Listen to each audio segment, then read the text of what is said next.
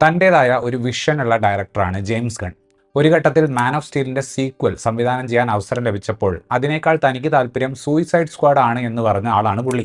കാരണം guardians of the Galaxy പോലെ കുറച്ചുകൂടെ ഇൻ്റർപ്രറ്റ് ചെയ്യാനും എക്സ്പ്ലോർ ചെയ്യാനും അവസരമുള്ളത് സൂയിസൈഡ് സ്ക്വാഡിലാണ് എന്നാണ് അദ്ദേഹം വിശ്വസിച്ചിരുന്നത്.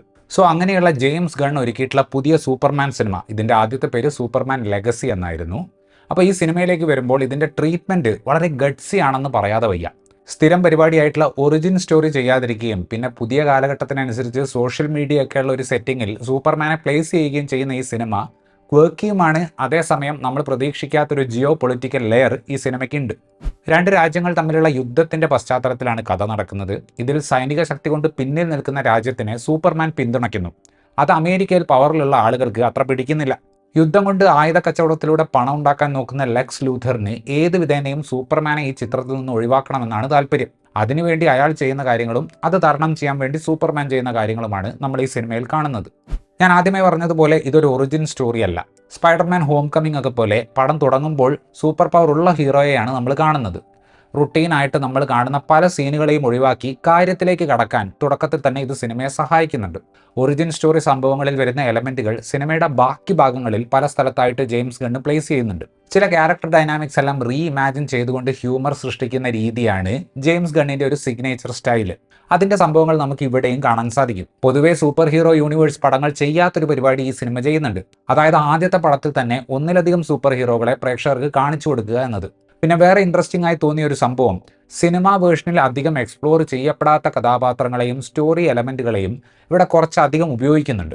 ഒരു ക്രിയേറ്റീവ് പോയിന്റ് ഓഫ് വ്യൂവിൽ നിന്ന് നോക്കുമ്പോൾ പാളിപ്പോകാൻ സാധ്യതയുണ്ട് എന്ന രീതിയിൽ നമുക്ക് പേടി തോന്നുന്ന ഒരു സംഭവം ഇതിലെ ഒരു ടോണൽ കോൺട്രാസ്റ്റ് ആണ്.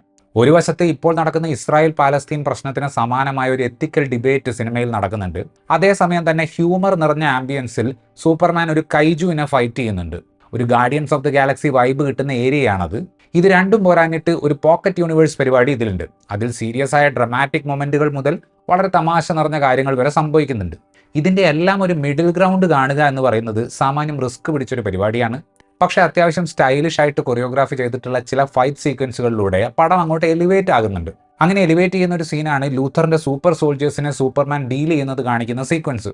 അതിൽ സൂപ്പർമാന്റെ ഹോപ്പ് ലോഗോയുടെ പ്ലേസ്മെന്റ് ഒക്കെ ഒരു തിയേറ്ററിക്കൽ ഹൈ തരുന്നുണ്ട്. ഡേവിഡ് കോറൻസ്വെറ്റ് ആണ് ഇത്തവണത്തെ സൂപ്പർമാൻ.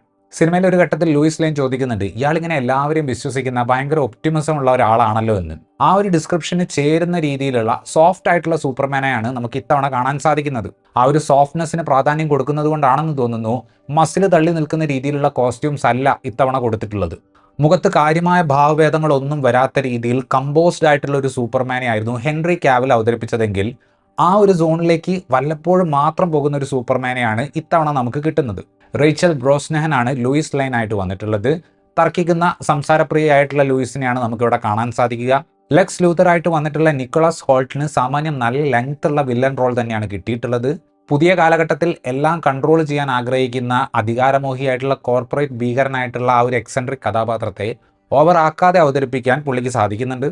എഡി ഗ്യാത്തക്കെയാണ് മിസ്റ്റർ ടെറിഫിക് എന്ന കഥാപാത്രത്തെ അവതരിപ്പിച്ചിട്ടുള്ളത്. കാമിയോ റോളിലും എക്സ്റ്റൻഡഡ് കാമിയോ റോളിലും വന്നിട്ടുള്ള പലർക്കും ഭാവിയിൽ ഈ യൂണിവേഴ്സിൽ സ്റ്റാൻഡ് അലോൺ സിനിമകൾ ഉണ്ടാകാൻ സാധ്യതയുണ്ട്.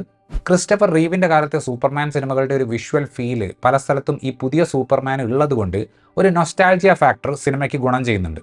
അതിൻ്റെ ഒപ്പം ലൈറ്റ് ഹാർട്ടഡ് ആയിട്ടുള്ള ഹ്യൂമർ പരിപാടിയും കൂടെ വരുമ്പോൾ 129 മിനിറ്റ് നീളമുള്ള ഈ സിനിമ ഒരു ഫൺ വാച്ച് ആയിട്ട് ആകെ മൊത്തത്തിൽ മാറുന്നുണ്ട്. സ്കെയില് നോക്കുമ്പോഴോ കോൺസെപ്റ്റ് നോക്കുമ്പോഴോ ഒരു മൈൻഡ് ബ്ലോയിങ് പരിപാടിയായിട്ടൊന്നും തോന്നിയിട്ടില്ല. പക്ഷേ ഞാൻ ആദ്യമേ പറഞ്ഞതുപോലെ ട്രീറ്റ്മെൻറ്റിൽ അവർ എടുത്തിട്ടുള്ള കുറച്ച് റിസ്കി ആയിട്ടുള്ള ചോയ്സുകളുണ്ട്. അതവർക്ക് സക്സസ്ഫുള്ളായി പുൾ ഓഫ് ചെയ്യാൻ പറ്റി എന്നത് ഈ സിനിമയെ ഇൻട്രസ്റ്റിംഗ് ആക്കുന്നുണ്ട്. ഇത്രയുമായിരുന്നു ഈ സിനിമയെക്കുറിച്ചിട്ടുള്ള എൻ്റെ റിവ്യൂ. വീഡിയോ ഇഷ്ടപ്പെട്ടാൽ ലൈക്ക് ചെയ്യുമെന്നും കൂടുതൽ വീഡിയോകൾക്ക് വേണ്ടി ചാനൽ സബ്സ്ക്രൈബ് ചെയ്യുമെന്നും പ്രതീക്ഷിക്കുന്നു. താങ്ക്